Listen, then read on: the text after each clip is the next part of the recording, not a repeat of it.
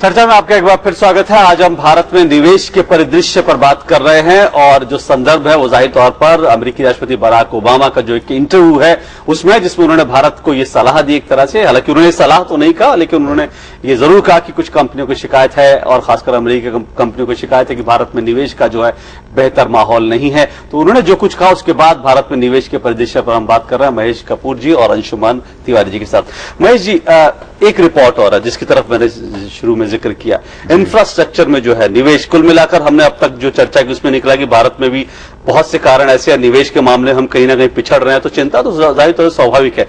उसमें भी इंफ्रास्ट्रक्चर में प्रधानमंत्री का एक बहुत बड़ा सपना है कि $1 ट्रिलियन जो है हम अगले पंचवर्षीय योजना में इंफ्रास्ट्रक्चर में इन्वेस्ट करें। लेकिन अभी जो रिजल्ट आ रहे हैं, जो नतीजे आ रहे हैं 11वीं पंचवर्षीय योजना की, उसमें हमने जो लक्ष्य रखा था उससे हम 20% पीछे रह गए। तो जाहिर तौर से $1 ट्रिलियन का जो हमारा लक्ष्य था उससे भी हम चूक जाएंगे। तो ये आप कैसे देखते हैं, क्या कारण है इसके पीछे? इंफ्रास्ट्रक्चर की इन्वेस्टमेंट में पॉलिटिकल फैक्टर्स, इकोनॉमिक फैक्टर्स और the factor of rural urban divide has to be seen in totality. जब आप इंफ्रास्ट्रक्चर की बात करते हैं तो लोग कहते हैं अर्बन इंफ्रास्ट्रक्चर में सड़क, बिजली, घर। जब आप रूरल इंफ्रास्ट्रक्चर देखते हैं तब आप ख्याल करते हैं कि यहां सड़कें होनी चाहिए।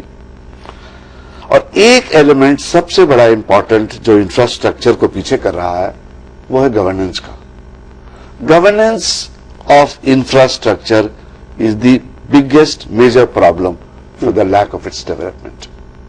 आपको लगता है ओबामा साहब के बयान के बाद हम जो उम्मीद कर रहे हैं कि इस प्रधानमंत्री ने कई बार कहा कि भाई लोगों को कहा, अपील करी कि भारत में इतना बड़ा इंफ्रास्ट्रक्चर जो है क्रिएट करने जा रहा है उसमें आइए इन्वेस्ट कीजिए, ओबामा के बयान के बाद कहीं ना कहीं सेंटिमेंटली जो है थोड़ा सा और लोग हिचकिचाएंगे क्या, आपको लगता है? नहीं, ऐसा है कि पोटेंशियल बहुत है, ये सबको मालूम है इंफ्रास्ट्रक्चर में इन्वेस्टमेंट होना है, and state alone can not do the infrastructure.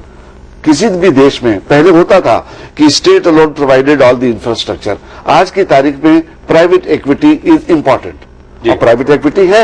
आप रोड ट्रांसपोर्ट में देखें, most of the infrastructure development road transport का प्राइवेट सेक्टर में है। लेकिन जहां स्टेट है वहां पर अगर गवर्नेंस ठीक नहीं है तो उसमें डिले है। Let me give you an example. आपने कहा मुझे ये प्रोजेक्ट चाहिए क्योंकि ये मुझे पॉलिटिकली प्रोजेक्ट सूट करता है जी, तो फिर क्या हुआ? आपने उसकी कॉस्ट कम करी, रिटर्न बढ़ा दी। नतीजा क्या हुआ? कॉस्ट ओवररन हो गया, रिजल्ट्स आए नहीं, project got delayed, took more time, results did not come.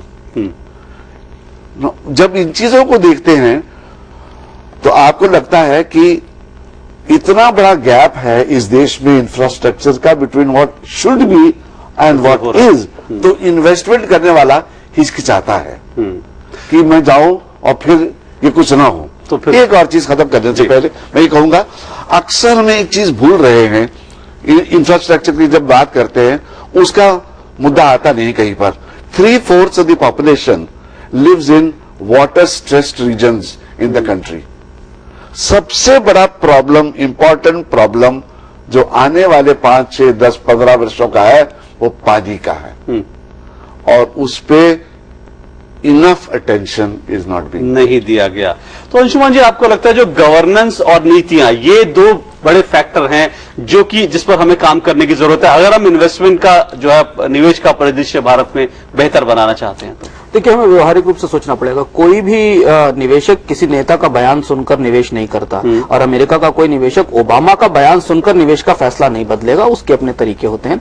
Bharat में इंफ्रास्ट्रक्चर की समस्याएं बड़ी स्पष्ट हैं। जिस देश में अभी तक स्पष्ट न हो कि आपको लैंड कैसे एक्वायर करनी है, लैंड एक्विजिशन एक्ट पिछले 2 साल से लटका पड़ा है।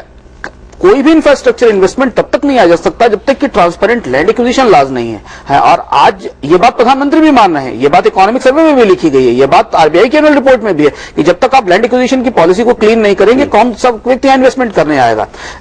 इंफ्रास्ट्रक्चर की दूसरी लड़ाई प्रधानमंत्री कार्यालय खुद लड़ रहा है कि वो कोल इंडिया से हर मीटिंग में कहता है कि भाई कोयला दे दो बिजली कंपनियों को, और कोल इंडिया कह रहा है कि मैं कोयला नहीं दे सकता हूं क्योंकि पास प्रोडक्शन नहीं है। तो ये ऐसी चुनौतियां हैं जो चुनौतियां सिर्फ और सिर्फ गवर्नेंस और पॉलिसी के लेवल पर हल हो सकती। इसमें आपको किसी बहुत बड़े कानून बनाने की जरूरत नहीं है। चुनौतियां इंफ्रास्ट्रक्चर की चुनौती सिर्फ एक इन्वायरमेंट क्रिएट करने की है, वो इन्वायरमेंट खत्म हो गया। और दूसरा, एक इंफ्रास्ट्रक्चर सेक्टर में जो कंपटीशन था उसे पॉलिटिकल गवर्नेंस ने खत्म कर दिया। जब आप नॉन ट्रांसपेरेंट ढंग से कॉन्ट्रैक्ट देना शुरू करेंगे, जब ट्रांसपेरेंट बिडिंग नहीं होगी, जब डिस्क्रिशनरी लेवल पे first come first serve basis के ऊपर कॉन्ट्रैक्ट दिए जाएंगे, तो जो कंपटीशन इंफ्रास्ट्रक्चर में इन्वेस्टमेंट का है वो रुक जाएगा। ये दो महत्वपूर्ण बिंदु हैं और इन दोनों महत्वपूर्ण बिंदुओं को सरकार खुद स्वीकार कर रही है अपनी अलग अलग रिपोर्ट्स में, पर वो कुछ कर नहीं पा रही है। सबसे बड़ा रहस्य है कर नहीं पा रहे, सबसे बड़ी रहस्य भी, चुनौती भी। लेकिन महेश जी, एक बात और जिसका मैंने शुरू में जिक्र किया था, ओबामा की जो उनका इंटरव्यू है वो अंकटाड की रिपोर्ट से बिल्कुल उलट है। अंकटाड की जो रिपोर्ट आई थी उसमें ये साफ कहा गया था कि भारत